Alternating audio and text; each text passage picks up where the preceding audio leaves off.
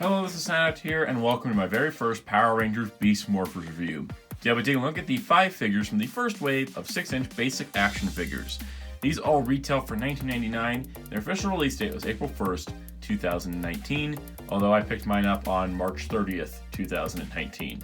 I found mine at Walmart, where they are in an Easter pallet display for Easter basket filling, and I was super excited, and I was just going to pick up Blaze and Tronic and Yellow. And then I was like, wait, why don't I just get red and blue as well? So I decided, hey, let's take a look at the whole wave together. Now, for full disclosure, I do not have the Morph-X Morpher yet, or the Beast-X Morpher yet. So the Morph-X keys, I can't demonstrate their sounds here, but when I do get the Morpher and review it, I will demonstrate the sounds for these keys in that video. So without further ado, let's begin. We're going to go through each of the 3 Rangers first, followed up with the Tronic, and then finish it off with Blaze. But I want to give each of these a little bit of a spotlight. Let's begin. Starting off, we have the Red Ranger. Now this is Hasbro's first foray into Power Rangers. We have had 25 years of Bandai of America producing action figures for Power Rangers, and this is a brand new era. With that era comes new packaging art, and I just want to highlight the fact that all the card backs, if you cut the plastic edging off with a knife like I did, you can get a really nice art piece. I do like the unique art on each card, as well as the fact that they advertise the characters with art, not just little cross-sells of figures. So these are really cool. I do like the packaging design overall. Now here's the Red Ranger. This is Devin from Power Rangers Beast Morphers. And I gotta say, I'm really impressed. This is a $10 basic figure. And for a $10 basic figure, the standard isn't too high. This isn't like a collector's grade thing. This is supposed to be mostly for kids to play with. But I gotta say, they did a lot of great work here. First up, there's a lot of great painted detail. There's a lot of good sculpting. We've always had good sculpting in Power Rangers, it's just kind of important for the paint. Specifically, like this part here, I think the harness is painted all around, as well as the belt and part of the skirt. This is a rubbery piece here, so it doesn't interfere with the legs, which is smart. We got details like, the transporter pod isn't painted, but it is detailed very nicely.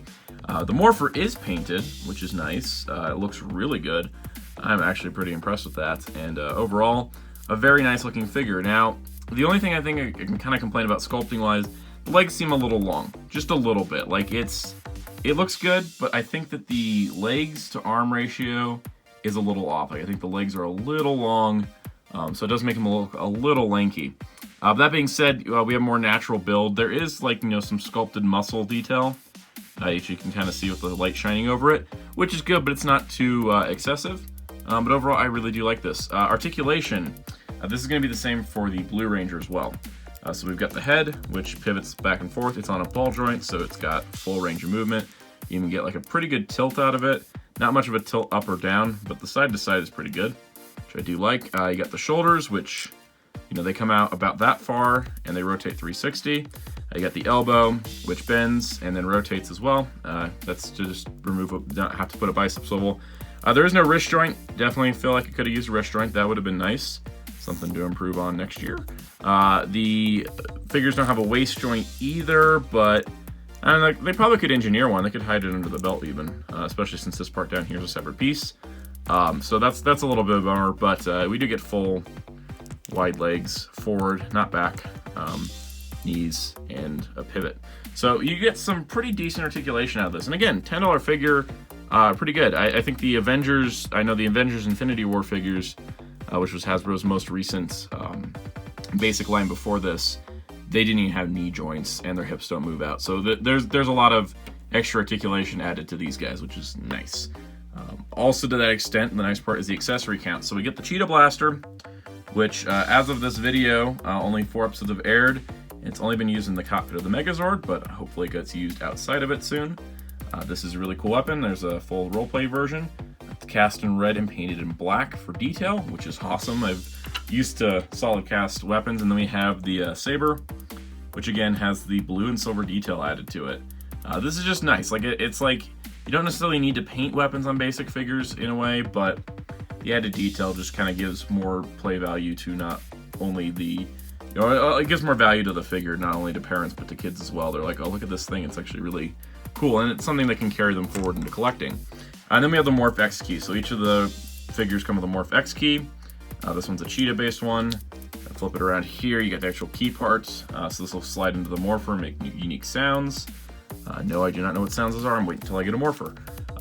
The clip here allows you to clip it onto the arm as either a shield, or you can flip it out so he's got like a blade weapon, which is super cool. Now this is the morph key for the Red Ranger in the series, so you morpher collectors will probably want to get this, just because this is morph key. Putting the accessories in, a little tricky, not gonna lie. They didn't go in as smooth as I thought they would, being perfectly honest. They do fit in now, because I stretched the hands a little bit, but when I first got them, it took a little bit of work. It's really tight still on this hand. But you know, so you got that, and you can also like clip on the shield piece. I don't like to really leave the key out too much, and they're not really gonna stay with the figures eventually. Whenever I put these in a display, it's just gonna be the figures. I'll put the keys with the morpher, but yeah, so that's the Red Ranger. A lot of what I say about him applies to the rest of the figures, so that's why this is the longest segment, but pretty solid. Next up is the Blue Ranger, Ravi. Now, Ravi is the experienced member of the team, but he does share the same body with Red. So you can kind of see they are the same mold. This is nothing new for Rangers. This is pretty common. Usually in series as well, the male Rangers kind of have the same body type due to Japanese suit actors. Also, really nice head sculpt. Love the glasses paint on it. Same paint all the way around. It's just now in blue, but really well done on the head. There is some mold flash there, but you know, it is a basic figure. Like, let's not like start putting figure art standards onto implanting figure art standards onto basic figures. But yeah, same articulation, same everything there. What's different? Well, first of all, what's not different is he's got the sword. So the saber, it's the same mold. Each of the 3 Rangers in this wave came with the same saber, which is cool because it gives him a sword. And then his blaster is different. It's the combination between the normal blaster and the sword. The normal blaster part isn't painted at all, but the sword is, which is really nice. It's not fully painted, but it's pretty well detailed, which I do appreciate. This one's a little easier to get in the hand because the handle's a little gummy. So he's got that, which technically he shouldn't be able to do that because, you know, but whatever. And then here you have the Gorilla Morph-X key, which we can slide out. I keep bumping the camera, sorry about that. So there's the key. I like how the key designs are not exactly the same either. Like, there's a lot of different shapes. So really cool. Again, morph key for the series. You can just kind of clip it to his arm. And there you go. So there is good old Blue Ranger. If I can get him to stand. Gotta be careful with them feet, people. They will fall over. Next up, we have the Yellow Ranger, Zoe. Now, first up, sword here is the same. It's the same saber as the other 2 Rangers. Nothing big there. And she has the normal blaster, which has actually got a little bit of detail on it, which is nice. And then we'll get to her key real quick. Yellow morph key. Slide it around there. Let's see. Yellow key. All right, let's talk about this body mold because we've had, as much as we've had muscular male Ranger figures over the years, we've had a lot of very disproportionate female figures. And I don't think this is quite perfect yet. This is much better. This is much better than what we've been getting. It's a much more healthy body proportion. For example, the waist to shoulder ratio is more proper. Her breasts aren't gigantic, which is awesome.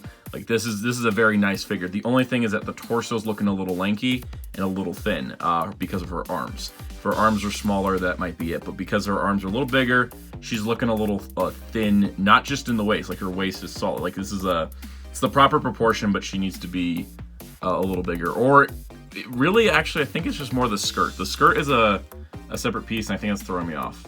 Maybe the hips are a little wide. Something's a little off. We're really close. By the next time they do another team of Rangers, the new female Ranger will probably have this figured out. But anyways, articulation-wise, well, details, I guess. Her helmet, really nicely detailed. A little sloppy on the black panel line, but overall not too bad. Really nice, transport pod, morpher. Same kind of details your male Rangers have. There's a little bit of paint spill on the back. The skirt is a soft rubber, which allows you, and it is, there's sculpting underneath. It does allow for movement, which is good, because that means that she can actually articulate. So first up, head moves, shoulders move, elbow twists, The hips move out, they move forward, they actually do move back on her because of the skirt, and then the knee and rotation. So she's got the exact same articulation the male Rangers do, which in my eyes is a big step up because female Rangers tend to always get less articulation. Heck, even in Marvel Legends, the female characters don't seem to get the same level of articulation as everybody else. The only thing I think I can complain about with her, other than that, is the morph key does not hold on the arm as well because her arm's not as big, and I think it's the same clip as the male Rangers. Next up, we have the Tronic. The Tronic is the foot soldier for the season and is Evox's forces. This is quite a fantastic figure. I really got to say, the sculpted detail is incredible. The painted detail is really nice as well. All the essential stuff is kind of there. Probably, you could put some extra detail if you wanted to. A little bit of slop back here, which is just a little annoying because I couldn't check that in package, but nothing too major, especially on the back. Like the front was nice. Even the symbols on the arm, the arm here, that symbol is painted, the Evox's symbol, which is nice. The weapons do have some paint on them. They're really hard to get in the hands, which is why I'm not taking them back out again. But they are casted in gray, so that black and the orange trim is new. Articulation-wise, now this is where it gets interesting. So he's got the ball joint head. He's got the shoulders. The shoulders do move because this is a soft rubber, so he does not have restrictions. Elbows twist, legs move forward, legs move all the way back, and then a knee and a rotation, but no outward hip. So interestingly enough, the villains, both him and Blaze, have different hips than the Rangers. So while the Rangers can move forward, outward, but not back, the villains can move all the way forward and back, but not outward. I found this isn't too bad of an issue. I'm not finding myself being like, oh, I wish I had outward hips with the Tronic, but we'll get to that later. Here's the Tronic key, the Morph-X key. Very nice. I love how each of these have a unique design. This is the blade part is different because it's the villain viral type. So that's pretty cool. And then of course it can clip on the arm. It's a lot easier to get that on the weapons. But yeah, so Tronic's really solid, but yeah, the hips, it does restrict. It kind of like leaves them in a standard stock pose a lot of the time. Lastly, we have Cybervillain Blaze, also known as Darkbuster from Go Busters, also known as Virus Red, I think, in the Morpher, which he is an evil ranger. He is a evil Morph-X, Virus Morph-X avatar of Blaze, who was supposed to be the original Red Ranger. This is a cool design from Go Busters that they've repurposed and given more life. He only had about 3 episode appearance in Go Busters, and here he is, main villain in Power Rangers Beast Morphers.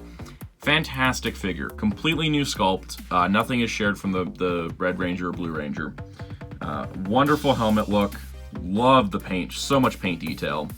Like, this is incredible. Like all these little small dots. They didn't get them on the back though, but I don't remember if those were just sculpted and or painted in the series itself. I'll have to look later. Probably not going to get it. I'm probably not going to remember to put this in the video later, but anyways, he's got all the detail on the front. Nice strap work.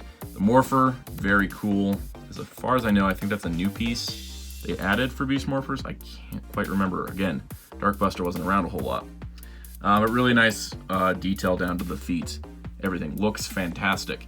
Articulation, head moves all over. The collar doesn't get in the way, which is wonderful. He actually can tilt his head up where the Rangers can't, so that's really awesome. Outward shoulders, forward, rubberized shoulder pads, back, elbow, rotate, hips forward, rubberized, back, knee, rotate. I think Blaze should have had outward hip movement. It wouldn't have really messed with the design too much because of where the hips are, but yeah, it's kind of weird. I know they gave the Rangers a little bit of extra articulation, probably because they're going to get repacked more in general. But I would have liked to see, like, Blaze is an evil ranger. Why not give him the hips too? Accessory-wise, we've got a dark version of the Cheetah Blaster, which hopefully will show up in the series because it looks friggin' cool. You also have his sword. This is the sword that he carries a lot in the show. And then we have his Morph-X key. Now, I don't know if this is technically looks like his Morph-X key because he uses a different morpher, but it does have that nice Blaze design. This does have a green blade, and it's the viral look. It's got the dots, so it'll make different sounds in the morpher. All right, so let's get this guy armored up real quick. So we'll just put that on. Give him the blaster, which again, know why it's so hard sometimes. They're a little sticky in the hands. And then we'll give him the sword in this hand because it seems to go in better. So yeah, there's Blaze, and that concludes all 5 figures of the wave. So I started a trend in the Red Ranger portion and completely forgot it for the other 4, and that was showing the card art. So there's red, here's blue, yellow, Tronic, and Blaze.